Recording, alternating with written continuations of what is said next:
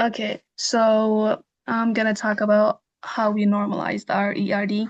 This is the first one we had, which was pretty much just random tables that we came up with that we assumed would be in the database.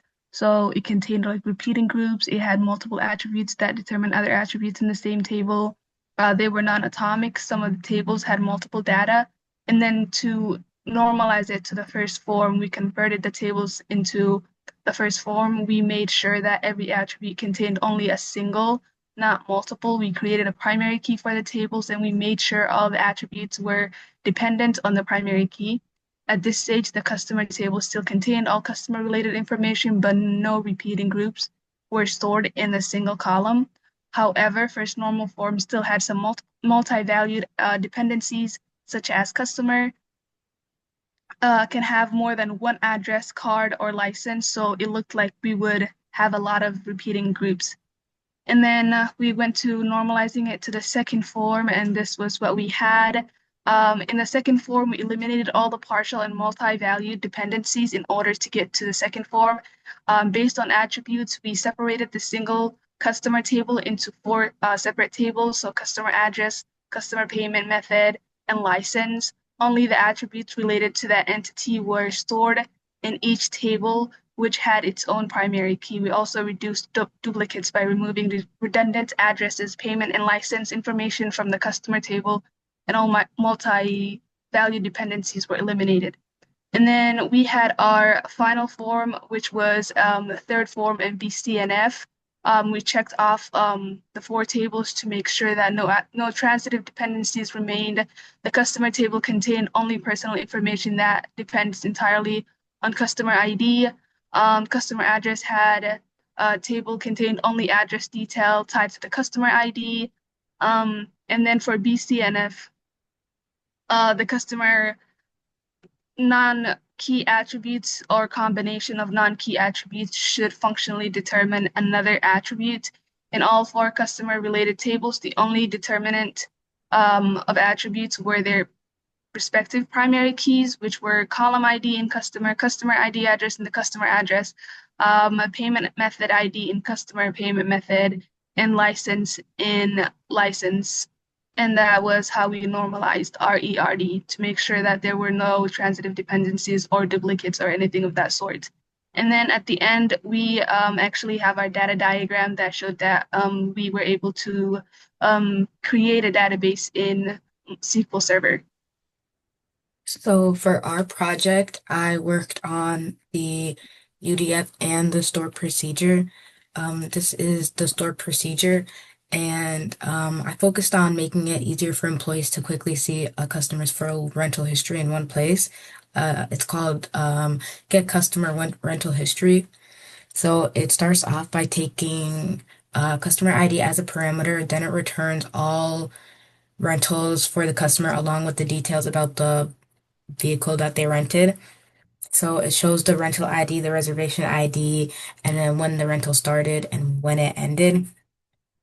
The business purpose of this one was to make it really easy for the staff to pull up a customer's history with one request instead of running separate queries. And then for the UDF, um, this query is called Get Customer Total Rental Days. This one also takes customer ID and then it returns a single number, the total number of days that that customer has rented vehicles with us. It looks at the rental table and then calculates the number of days each rental using date diff between rental start and rental end. The business purpose of this UDF is to help us understand the customer usage patterns. Yeah, it answers questions like how long has this person actually rented cars for in total? I was responsible for the CTEs, the subqueries, and the cursors for the project. For the subquery, I worked on user subquery to identify customers who spend more than the average customer on rentals. Um, this inner subquery select statement calculated the total spending for every customer and finds the overall average. And then the outer select statement return only customers whose total spending is above average. The purpose of this was to identify high value customers, which is useful for like marketing or loyalty programs and maximizing revenue by focusing on customers who constantly rent vehicles and to generate more profit than the average renter. And then for the CTE, it was to calculate the total revenue each branch generated per day. It groups the invoice date by branch and invoice date, and then the final select displays the daily revenue for each location. The purpose of this was to provide management with clear summary of daily branch performance. It helps track trends, support budgeting, and make it easier to identify branches that might need help. And then the last thing was a cursor. I created this to produce a detailed customer by customer rental history report. The cursor loops through the rental table one row at a time and prints each rental information, including rental date, status, and the total charge. The purpose of this is to allow the company to generate a sequential rental record for auditing, customer service validation, and internal review. Um, and it's especially helpful when the system needs every rental displayed individually rather than in a single aggregate table. I'm going to show about how I used store procedures to automatically generate the rental estimate, which is also like a rental code when the customer actually goes for a reservation. So here is my store procedure. I have so first it gets the reservation details. Customer has to give the pickup branch ID, pickup date, return date, reservation, and it will calculate the total number of days that the customer will be reserving the vehicle. What it does is it look for the vehicle class because our business rule is that all the rental cost for the vehicle are actually based on vehicle class. So it will retrieve the vehicle rate for that class from vehicle rate class, and it will insert into the rental estimate table. So what we also have is we also have like rental charges associated with the rental, such as insurance charges that customer choose to get optional, other subscription charges, and it will also get the tax for the specific branch location. So the tax are also already calculated on the tax table.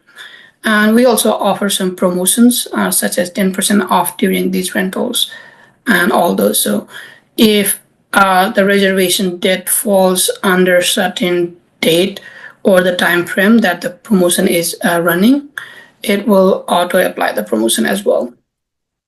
So at the end, it will update the totals in rental estimate table. So to make it more effective and efficient, I have also added a trigger.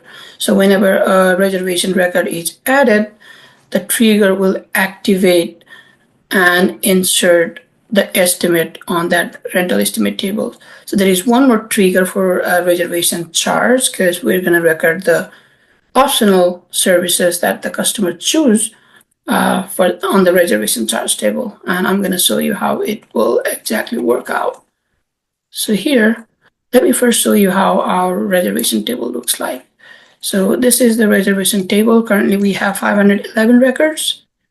And same for the rental estimate, we also have 511. These are the reservation charges, like the optional charges. These are the different charge type that we have. For this, I'm going to use the insurance coverage optional charge that the customer might or might not want to choose. This table defines the charge rate. So currently we have $19.99 per day. So let me insert into the reservation table. So let me insert both of these records.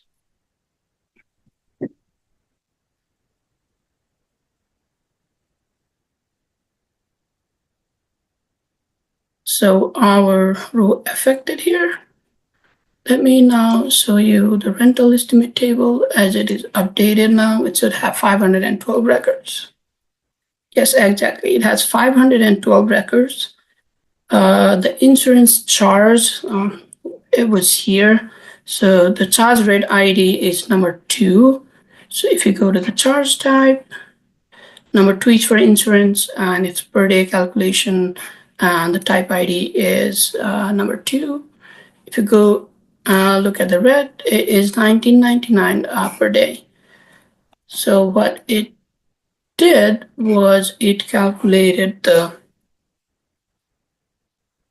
total insurance, 1999 for 3 days, 60, and it went and checked the vehicle base rate for the certain vehicle class. It calculated here, applied the discount total because the promotion fell into this promotion time frame, and it also auto calculates the tax total, and this is the total rental estimate.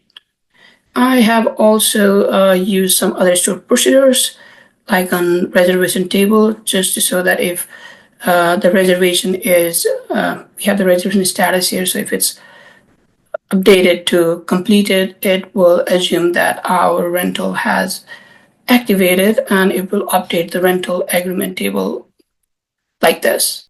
Hello, this is Jay, and I want to show off a couple things with our database project. So first I want to show off the DB data reader user that we created. So right here, I put in the username, which is just DB data reader login, put in the password, let's connect. Okay, so this is it right here. As you can see under security, DB data reader login, DB data reader log in right there for the login and for the user. And I want to show just a couple queries to show how it works. So as a data reader, it's only supposed to read the data. It won't be able to edit it. So I'll show a simple select statement. As you can see, it's able to do that. But here's an insert. And as you can see, it was denied because of our access level. Now, let me also show off a couple other things. I'm going to connect to the main one so I don't have to worry about statements like that. Let's look at the triggers for a second.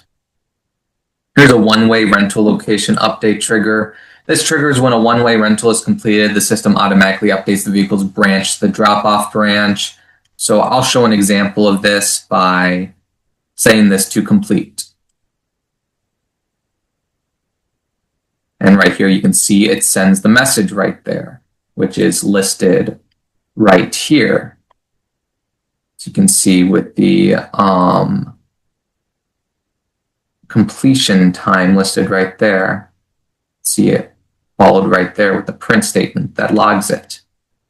Now, for this one, this is a bit of a longer trigger that automatically places vehicles in maintenance in status if they have a moderate severe damage or if the total repair cost is more than $999. So let's work on that too. This will have one that's a bit larger with that. So let's insert this. As you can see, vehicle 15 moved to maintenance due to damage costs, 3725.75. So they'll automatically put into maintenance for that. And that ended up logging that message right there. Now this is the after trigger, which will prevent data deletion. I'll show that as an example right here, delete from vehicle.vehicle transfer, where the transfer ID is 1. And right here, error, data deletion is not allowed on vehicle transfer table.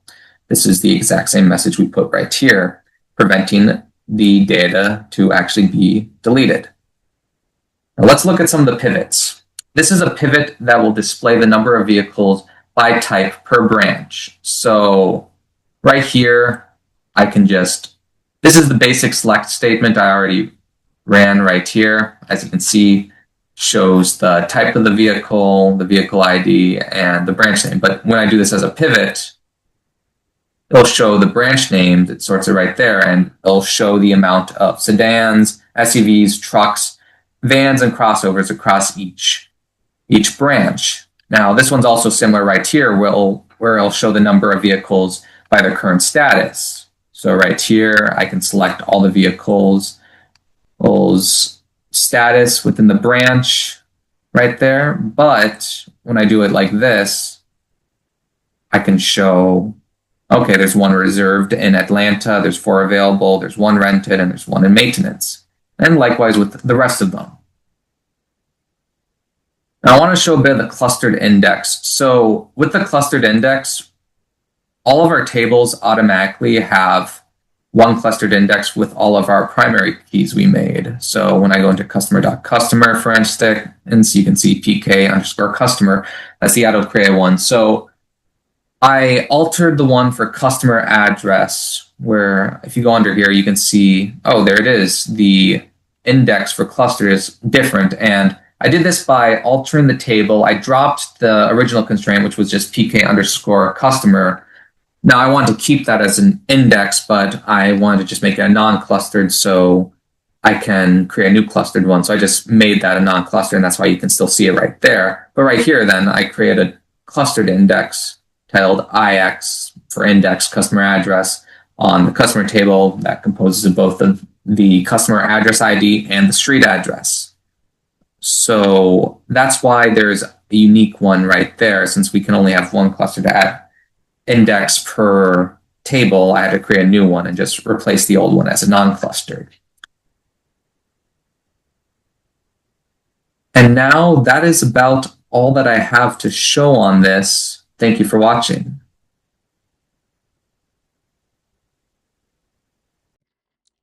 Now that we've gone through the ERD and the SQL Server, I'll demonstrate how we created the migration and also the car rental database website with PHP. So before we get into that, I'm just going to show how to create an ODBC connection. All you do is you come into Data Source Administrator and add SQL Server, click on Finish, and that's how you create an ODBC connection. Now we also use MySQL Workbench migration wizard in order to do the migration part. And once that was done, you could see car rental DB in there with all the tables, constraints, and the data inside the table. So as you see, this is the user login table that we're gonna use in order to allow users, or in this case, employees, log into the car rental database website. And that's how they will be able to fetch information about the different branch revenue. So according to the business rules, we're only allowing access or granting access to the CFO, the CEO, and the VP of Finance. Now I'll run you through the demo. We come into the setup.php routes, and you have to imagine that this is like a one-time link set up for the password for their account, so they need to use this query and establish a password. So let's write in a password. Now bear in mind this user is not created yet. Well, the user is already created, but they don't have a password. So then that's how the account is activated successfully. And now we're gonna log in this CEO employee. As you see, the CEO definitely should have access to the different branch revenue, and this is how they're able to log in and access this information. So you can see all of the different branch revenue organized into one table and the total as well. Now, what happens if an unauthorized user tries to access the dashboard? Well, we'll try that out as well. Let's come in and use the VP of Operations, Shen. Well, as you see, the access is denied because they don't have permission to access this page. So then you have to log out, and as you see, if we refresh this, the password will show up there for the CEO. Now, the VP of Operations, Chen, still had a password. They were logged in, but they were denied access to the dashboard with all the branch revenue, because although they are an admin, they don't have that role of a CEO, a CFO, or a VP of Finance in order to view that dashboard.